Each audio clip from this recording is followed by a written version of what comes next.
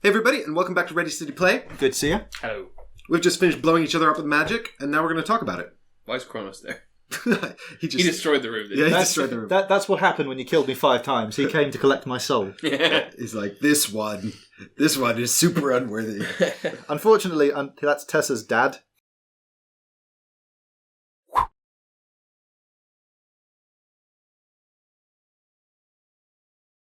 I gotta say, like, just right off the bat, I had a chat with the designer of this game this morning because I wanted to integrate the Chronos Expansion into this playthrough, but because it's a prototype, we just don't have enough components to do it, and that's fine. But while I was talking to him, I was sort of talking about strategy and stuff like that, and I shared most of what I learned with you guys, but you and I Except for that key lesson. to be fair, did you actually hold something back from us? Literally, the only fact I held back Oh my God. was that he said that if you've got a lot of evocations, it's better to try and keep distance between you and the other mages.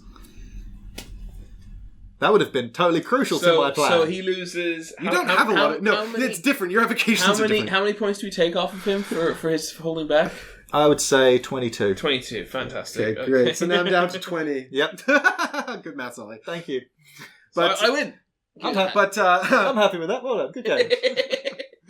But that was it. The sort of the sense I got from it was that there's a lot of really potent strategy and combinations to be built in this game. Yeah. And I think it really showed that you and I had the opportunity to play the 2-player version last night, and Ollie didn't. Yeah.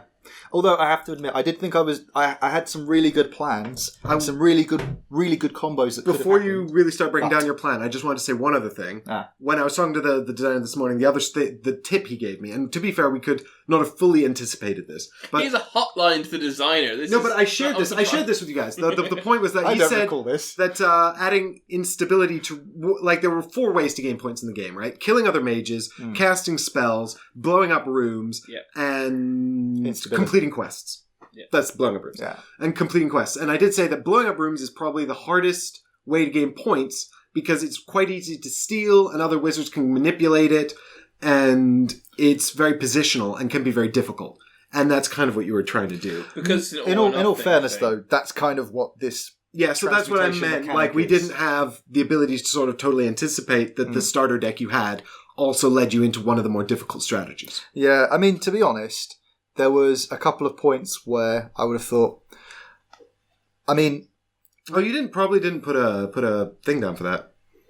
I did. That's why there's 1 green after the red. Very good. Yeah. Please continue. Yeah, so the one... what I would have probably liked to have done differently was kept a summon... So where I had the 2 damage spells, because I was like, I can do 10 damage on someone. Oh, look, he's only got... And I did a count. You had 6 left. Mm-hmm. Mike had full health. I was like, so if Mike takes 3 damage, which is kind of half likely, I can nuke one of you 2 and get the points for killing you. Mm-hmm. And I can also just take that. And I thought, this will be great.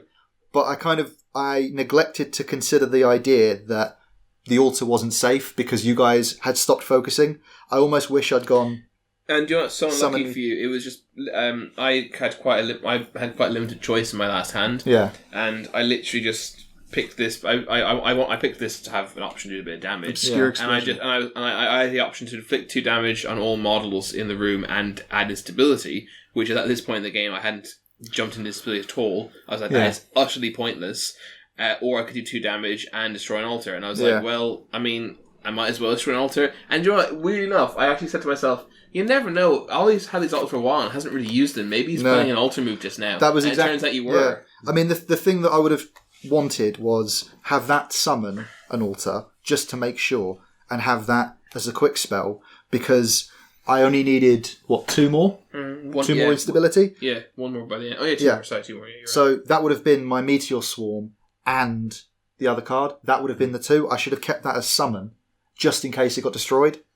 Because that would have those 3 would have taken me over it. Plan, yeah. In the quick side, that would have been super clever, actually. Yeah, but I should have done it like that, and then I'd have gone. I get to keep that regardless, and then I just do 1 at a time. Yeah, but I mean, you'd have had an extra 6 points, wouldn't you? I mean, it wouldn't have made any difference at all. But that was the combo I was working towards because I figured at one point if I play this right, I can get 10 points and leapfrog. Yeah. But you guys were just so far ahead of me that it was very difficult to catch up, and I don't really think destruction works very well with transmutation. Possibly not. I think maybe one of the other decks is probably a bit of a stronger combo. I have no idea if my combo was any good. I only took Conspiracy because last night with Destruction had worked so well for damage dealing. I thought, maybe if I get Conspiracy, because Conspiracy, it does traps, helps with quests, and it can generate some points. So I was like, okay, a little bit extra points, helping me out my quest. That's points again. Yeah. Traps to fuck with the other two guys. Yeah. I feel that's quite a good little buff for Destruction base. It was good. I think probably my mistake was when we were looking at what transmutation does, it's like, it's close range damage. And single target, wasn't it? No, that's the thing though. Like, there's some stuff that was like, models or is it? It doesn't have AoE though, does it? No. There's no. That's all single target damage, and that was all about getting in close as well, up close and personal. Which you were trying to stay away. And so this is exactly what I was going to say, because I think it's really I think if you're going to play this kind of game with friends, especially those that haven't played before, you need to do your best to give them a primer. And unfortunately, you and I don't really have the experience with the game to be able to say to Ollie, okay, you're Tessa, because we've never played with that character. But we had the experience to be better. Because we had the experience to be better, but we didn't have the experience to go, you've got this starter deck, you should look at these schools for combos. Yeah. So, I mean, you picked the Destruction because you've got single target damage in there, and the Destruction gives you AoE damage, and then you've kind of got your bases covered. Yeah. And it makes sense, logically. It's a positive thing for the game, I suppose, that it probably makes you a bit of a glass cannon. Well, no, and the thing as well, I mean, I'm unlucky with the quests because I had to throw 2 away. Right. Which that was just bad luck. The mirror because room. of that. It's if you pull those 2 out, the ones I got the Suicidal Tactics, which essentially is be the butt monkey of the turn. You must be the target of 3 spells during your turn. That was happening quite a lot to you, actually. No, but I had 2. And then I discarded it, and then you started doing it all against. And then the Mimic Room, which we had a look at previously. Which we couldn't, because I got very unlucky with that, and I just had to throw those points away. But I beat the room, so I still didn't do that badly. I think it demonstrates that the game... You beat the Black Rose Room, Yeah, so at least we all beat the room. That was the thing I was really hoping... Well, I was hoping I didn't come after that, and for a very long time I thought, oh crap, I am. Yeah, well... So what I wanted to say, I noticed, when we were playing, we did about 2/3 of the game last night, and you had Destruction, and I can't remember what you comboed it with.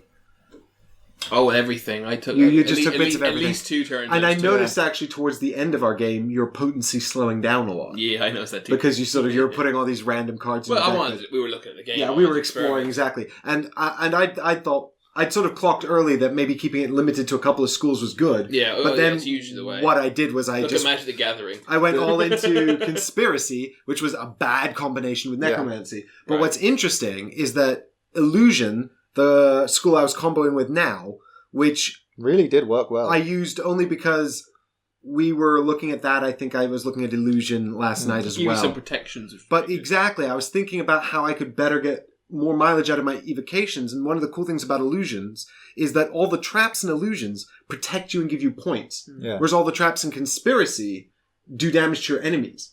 Right. So what I was trying to do was sort of tank up myself, keep myself away from you guys, and just use my evocations to go in and do damage. And then if you did get damage on me, I'd sort of convert it or transfer it back to you guys with Illusion.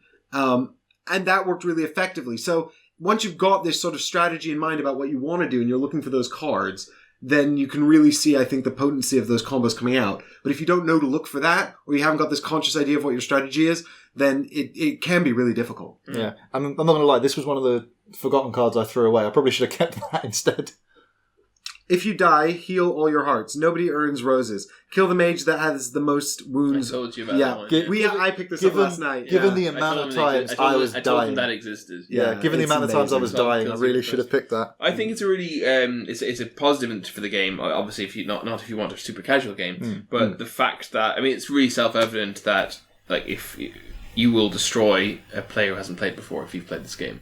Well, it depends, There's- I think, on there's how a- comprehensive an introduction you give them. There's only, I think- so much information you can give Yeah, them. there's though. only so much. I mean, Ollie is a decent gamer, and Thank you. And we gave him A pretty solid introduction. we gave him Yeah. a pretty we gave him. But I, it I, would gave, have been- I gave him a full rules explanation, and you gave him the tips from the designer himself. Strategy tips. And he still lost fairly heavily. And no, I mean, like I said, I preluded this by saying you're a good gamer. You won the last game we all played together. Remember also my it's comment just- about but- his bad luck with the Yeah. But difficult I think it's strategy. it's a like I said, if you want a good tactical game, that's Yeah. going to be a good competition between some competent gamers. That's a good thing. Yeah. It's a good thing that a new gamer is going to lose because that's how tactical it is. You need experience with this. Yeah, game. sometimes you want a game that allows you to, and I think as well the game is sort of self-balancing in a sense, because part of the problem we've got is that we didn't really prioritize. It was hard for us to tell who was winning in any given moment, and even when Ollie was losing, there was sort of a lot of opportunities to get points by harassing We him. never targeted you. That's the thing. But I was Initially, working you were to make both it on really me, difficult. Then we were both on Ollie. But I was working to make it really difficult for you guys. And it may not have been obvious, but all the illusion spells I was using were designed to keep me away from you guys, to keep me safe, to focus you guys on my evocations, or make the evocations in a position that harassed you. Those undead are amazingly powerful. They I'm are, still, yeah. I still can't believe that guy And I got that very cool... is way more powerful than this guy. It seems unlikely. It's a slight. I mean, it's just an issue with the models, I think, really. It's a bit unfortunate. Because one model is massive. Well, it's just a thing of I can understand. And I think it's far too late in the game probably for them to change that. Unfortunately, No, but it did surprise me when that came out, and it's like, okay, so he moves as slowly. He's got less of a punch and less health. It's actually Damn. super frustrating from a thematic perspective that he's less powerful. That really annoys me. It's actually probably my biggest criticism of the game. To be honest, It's just I'm gonna be blunt. He's more powerful than him. That's stupid. Yeah, but the Whoever designed that had a really off day when they made that choice. the thing as well, though, Chris. The fact that Well, wait a anyone minute, can get because undead, if you were to look at these two, where is it? My wizard. I've lost her. There she is. If you were to look at these two, I would venture that your wizard was a lot more powerful than my wizard. And no, yet, that's not true. That's magic. Because magic makes magic isn't. Yeah, but these guys are magic. No, they're not. they're undead and a demon. They're totally magic. They've got weapons. Hang on. Slow down. He's animated. In all fiction, undead zombies don't have magic abilities. They're blunt force trauma style damage. He's the only one who looks like he might have magic in addition. And to again, being powerful. a sword that's bigger Well, than my person. All I'm saying is that I totally agree with your point. It's very. It's totally true. I'm just saying, but we don't know the lore of Nova Ateus, the world. Big It scary may well be things that are undead not are that super scary. powerful here. Yeah. Okay, I still don't like it. Yeah, I mean, fair. I agree with you. In all honesty, it's the scale of it. If he was What smaller, actually it surprises would me make that more he's sense. not even as strong as this guy. Yeah, it's so weird. Which is weird because So this guy looks like he should. And this guy can be summoned from the table. Wait, how much weaker is he? He's Well, he's 3-3-3. Yeah. Yeah, so it's just movement. Two, 3-3? 2-3-3. Yeah, Yeah. so he's just got I one mean, less point of movement. it does- In all matter. honesty, something having wings should be able to move faster than someone hoofing it on That's foot. insane. But he's a dog. Dogs are fast.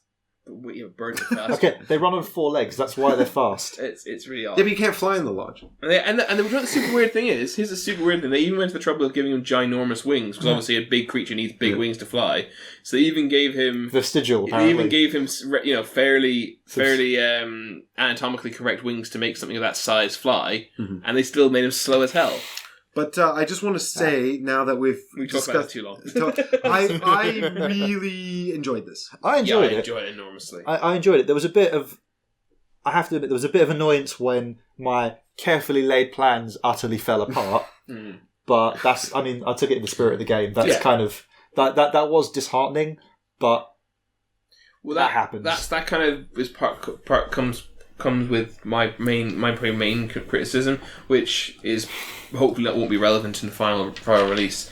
And I'm hoping it's something to do with the fact that we had we had more experience than you. I don't like how far apart we were in terms of points at the end. Considering I started in the 30 lead. points is the end game situation. Yeah. I mean 42 to 20. I mean that's the percentage difference is enormous. You're like what? You're a good 15-20% ahead of me. Yeah, but Chris, I killed it. Yeah.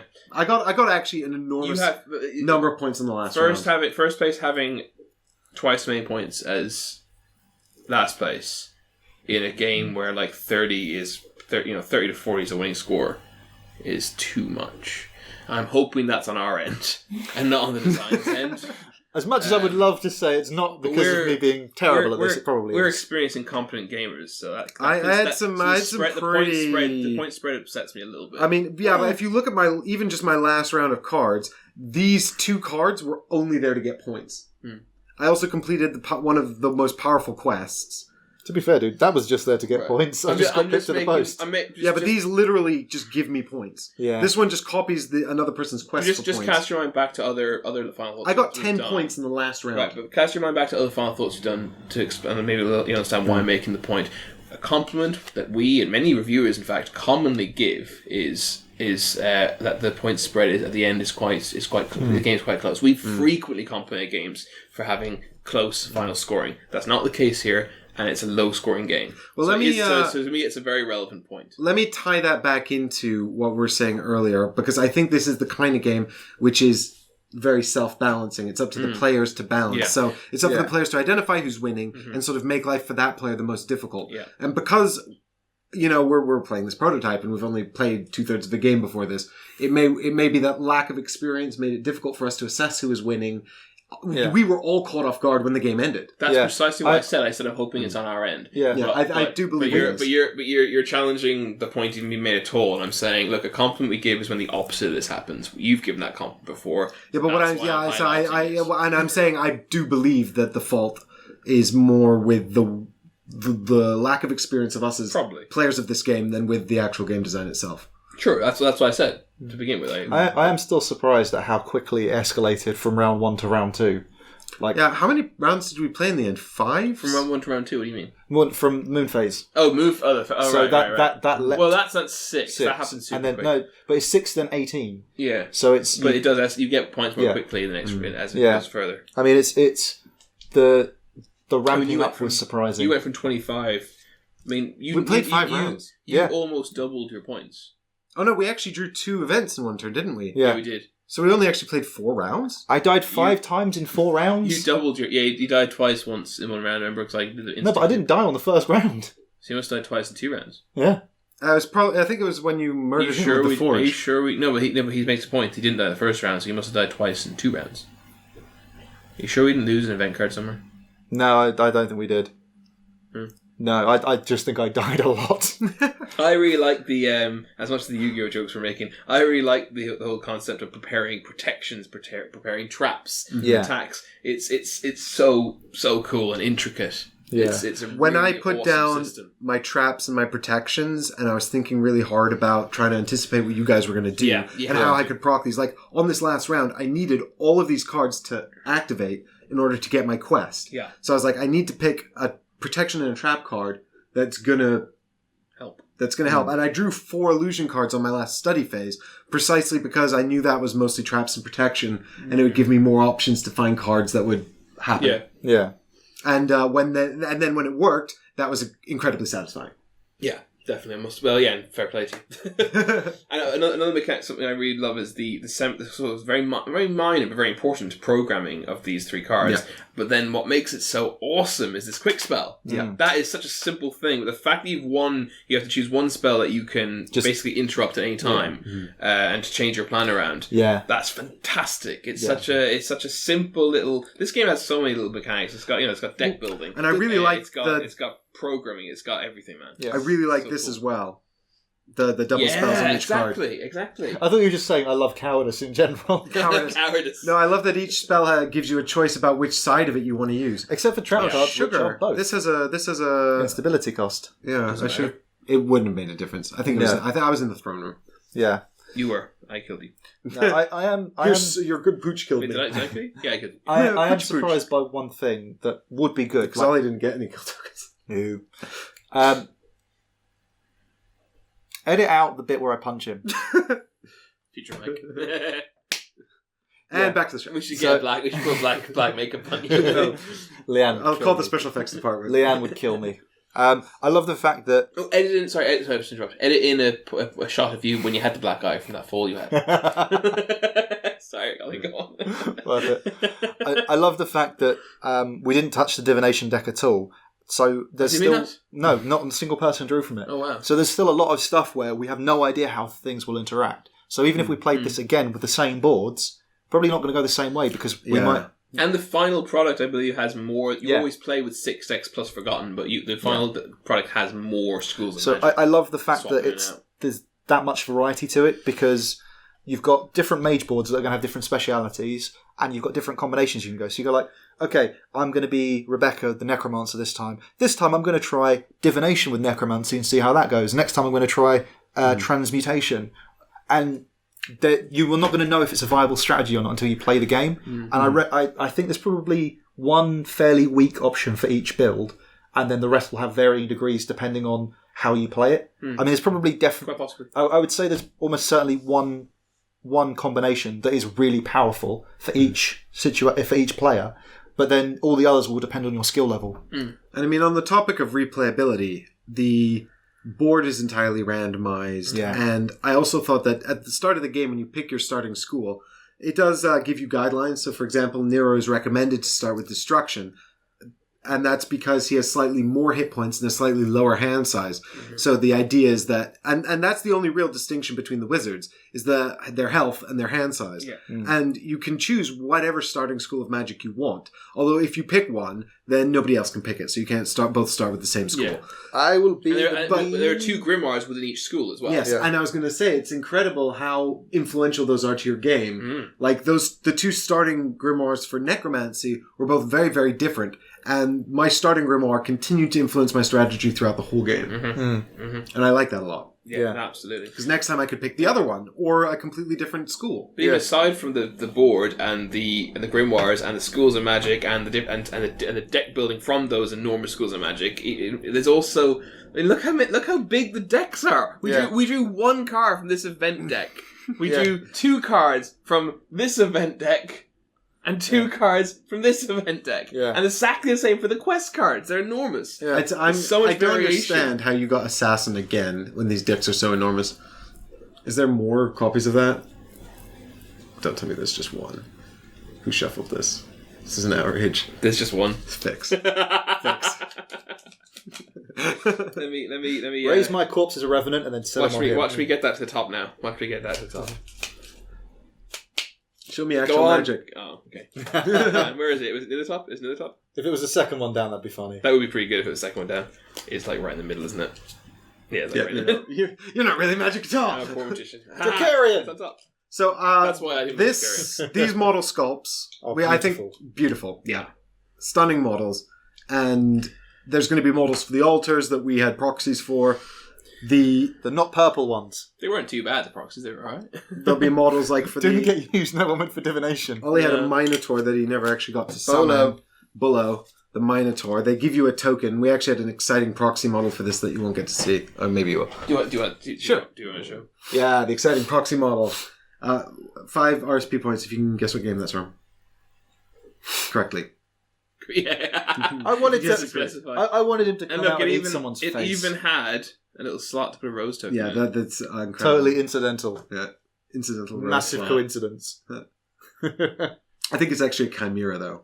Yeah. No, it's not. It's a chimera. No, it's not. I said that when I first saw it, but chimera has a snake tail and a goat's head in its back. So And this is a lion head Well, and a scorpion tail. The classical chimera, definitely, but I think it's like a Wizards of the Coast chimera. Oh, it's like a variation of chimera? Yeah. Oh, okay. No, there's the one from from the Greek myths, is, as you say, because it's got a goat head, a snake tail, lion head, and another. Goat head like its back, innit? Yeah, but then like I think Wizards of the Coast have wings. just completely. One of the other things I really liked about this game is how fast it was. It was. Well, I mean, it took us a while to play it, but it certainly moved quickly. But I think a big part of it is there's a lot of cards in this game, and it always takes longer to film a series with cards in.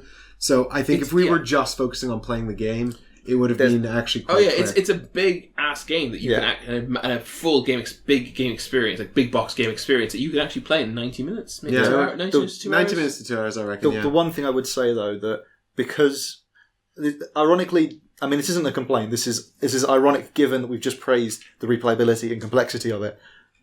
There's times where you're just going, "What do I do? do I want it this way up? Do I want it that way up?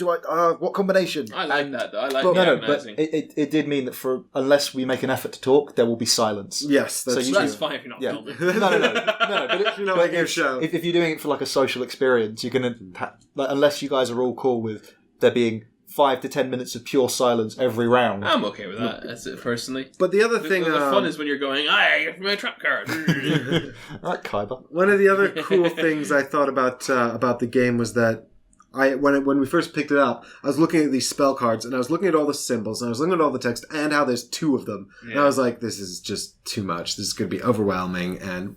But after just less than 2 games, I felt completely confident reading all the spells and making decisions about them. Yeah. There's a lot of iconography. There's a lot of information on these cards, but you pick it up really, really quickly. Yeah. I read the rulebook last night, and pretty much immediately, obviously when I was teaching you, I had to every so often check something, check a specific point, but I overall found that I read the rulebook once thoroughly, and I had it down. The rulebook obviously is a work in progress, and about 2/3 of the way through the rulebook, the quality of translation suddenly takes a drastic dip. But obviously, but the glossary section is amazing. The glossary section is pretty excellent. It even says, why am I showing to that camera? It even says work in progress. But on the whole, and if you look at the back, it says version 0.7. It does actually. It does actually. Yeah. The quality of the rulebook as a whole is actually really, really good, and I think that with the tweaking and the translation, it'll be a very good rulebook. It actually opens with explaining every single component. It basically breaks down every component, what the component is, what it means, and I spent about 10-15 minutes reading that. And Mike, I can't remember what you were doing last night, and then when you came in, I was like, okay, Mike, I've good news and bad news. I've read none of the rules, but I know what every component in the box does. And it actually really helped. It meant that reading the rest of it was super efficient. I understood everything. So actually, I don't think I've ever seen a rulebook laid out like that before. It starts with just all the components. Yeah, and I really liked it. It was a really top well designed, because top well design is a word. It's a very well designed rulebook. The one thing I would say about this game that was a bit of a surprise at first is table space taking up is... Because of how the board sets up, you do end up needing more space than you think you do. But that was only really a problem for us because we've got to fit it on this table. We've got to get it on the camera. Yeah. But even then, I liked the randomization of where you start as well, because it meant you can't just go, well, I'm going to start here, so my strategy is based entirely around there. Those rooms or something, yeah. Yeah, there's no... But I was also... You chose your grimoire and everything when you find out where you're starting. Yeah, and it's like, my first quest was to get to the Oracle room, and that's going to take me 2 turns of movement, and I didn't even know where it was. Yeah. I would point out that I felt, and this may just be because of the strategy I picked, but I felt extremely lucky to start next to the mirror room, which is, I think, the best. Because it meant you could get much more necros and stuff. The mirror room just duplicates another room on the board, even if it's already been used, which is super good. And also next to the crypt, which kind of fits in with my strategy as well. Not the crypt, sorry, the cemetery. Yeah. Starting right That's next to crypt, cemetery. That's what I want. Just pure luck. Actually, positional. Thinking about that, he started off next to the armory, the mirror room, the treasure room, the cemetery, and the crypt. Are you plotting a rebellion? And then you've also had the alchemic laboratory. There's literally no room there. It's all focused on, I'm going to arm the dead, raise the dead, and then throw away the dead that I don't like anymore. I really like the aesthetic of it as well. Yeah. We mentioned the models are really beautiful, which the artwork is indeed awesome. They are. But like this board looks so pretty. It's so colourful and lovely. Yeah, and you can appreciate most of it. Yeah, I mean it's funny because there's a joke about the purple and blue rooms. Yeah. Oh yeah. it's funny. Yeah, actually, no, genuinely, not colourblind friendly. Absolutely not colourblind friendly. This game so far. Very vibrant, but. Just put like the rooms are divided into colours. There's 3 rooms of each colour, and the purple and blue look pretty much identical to me. The green and orange look almost identical to me. The red also looks very similar to the I mean, wow! I could actually mix up pretty much all the ones on this side of the paper, the card. Just put a symbol. Just like all the blue rooms have a circle, all the red rooms have a square. Anything triangle. Just please. Put little magical symbols on them or something. That would be good. Yeah. It's something that lots of designers and publishers have gotten a lot better at. Like I was at the UKG last year, and I couldn't tell the difference between the only 2 colours he had in the entire game. two-player game. I think your And opponent knew you very well. I just said to him, no, I didn't play. I just said to him, "Is there? Have you done anything for colorblind people?" No. I said, "Okay, bye." I'm not even entertaining you, mate. That was just dreadful. Yeah. To be fair, I mean, years ago, you could make the excuse of, "Oh, I don't know how much of an impact it's going to have," but not really today because it's so easy to come up with a solution for it. Yeah, that's what it is, have a shape as well. Most games do, and it's so simple. Like, Ticket to Ride does that. Oh God, Ticket to Ride has a Chris! shape. All of the rooms have the standard. names on. Just remember which three Ticket to rooms are Ride in is each just- set.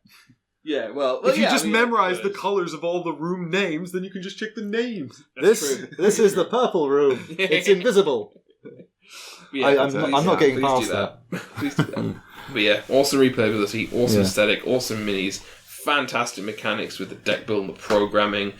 I just love the options. I love how many options there are for magic spells. I love the fact. I love how limited this is, though. It's like I've got 4 spells, and also then I can be rewarded for not even using all those slots. Well, that's the thing. I would have. That was one of my quests. Yeah, the Black Rose or build up the quest Wombo not to use them. Use 2 movements and 2 spells, and that's it. 5 points. And the only reason that I didn't do that is because when I had that was when I went into the pleasure room, and I'd already put those 2 down, and I wasn't going to lose that for nothing. Absolutely. Because I mean, that could have got me 4-5 points, but I mean, if I'd have got that with any other combination, that would have been what I would have done that turn. I quite liked the idea of the wizard punching as well. I like that there's a wizard punch. You punched my Cerberus I punched a dogman to death. You sunk my battleship. I keep mispronouncing that. Worth lots of points. So these 3 will come in the core set. There is another wizard called Jafar who'll come in the core set. Chronos here is from the expansion, which you can get as part of the Kickstarter. Yeah, you can pledge for the expansion to be included. And I think there's some other various Kickstarter bits and pieces that are already unlocked. There's a bunch of the mages, as far as I know. And which is great. I know more replayability. For the rooms, more variety. Their magic schools. There's more event cards, if you can believe it. More quest cards, more everything, basically. And one other interesting thing, actually, that's not present in this version because it's a prototype is there's a second rule book. It's not really a rule book. What it is it's a menu of all the spells in every school. Yeah. And it also gives you each wizard's sort of perfect spell. What does this do? Yeah, exactly. Although it might lead to that situation where you're just like trying to find the perfect combo like we were in Tricuran, looking for the perfect spell. Yeah. And that only has about 12 spells in 3 decks or 4 decks, whereas this is 36 in 6 decks. Yeah. So 216. Just in this, what is that? 36 times 6. 216. I read it in the rulebook. Nice. Crazy no, number. It was quick maths. That's what it was. Quick maths. 4 minus 3 is 1. So the let's not say that. No. So the it could lead to very AP prone. So you might be like, take a look through this at the start and then put it away for the rest of the game. Locked in a box. Yeah. But you definitely can't be like just drawing spells from random schools looking for cool cards. Because I want this to be clairvoyance. Be clairvoyance. Some are right. Damn it! You couldn't have lied for me. It was a clairvoyance card. Damn it, Mike. I don't know if there is one. There's 2 clairvoyances in there at least. One's on the bottom. Oh wow! I knew that. I was clairvoyant. Why is there a necromancy card in here? Because someone cannot shuffle. There's also 2. It's definitely not me because I have never put cards. Seriously, back in. I'm starting to see why this deck was so full. Rigged. I never put cards back in. Oh my god! I was so going to use that spell. So Mike Wynn is null and void. I think that's just a general rule. Right, that's the general position. I was excited by this game when I heard about it, and I was very excited when you invited me to come over and play it, and it hasn't let me down. So I think that's the highest compliment I could probably give. That it didn't let me down. And will you be back? Yes, definitely, 100%. Yeah, I mean, I would back it, that's but the second highest compliment I can give. This, I've got one. The highest compliment. It's a prototype. But in all fairness, the highest compliment I can give. Take my money. Take my money. Yeah. You've got to be very careful when you use that. I'm gonna back this despite the fact that I don't think Deborah will like it. So yeah, that's a pretty high compliment because I'm probably very rarely even going to get to play my copy, but I still want it. Well, I think that just about sums up Black Rose Wars. So I hope you guys have enjoyed coming on this journey with us and seeing our battle and hearing our final thoughts. And that this has given you some idea about whether or not this is something you want to get involved in. Yeah. It's really cool. Very cool. It was awesome. We like it. So thank you very much for watching and coming on this journey with us, and we'll see you in the next series. See you soon. Bye. Bye.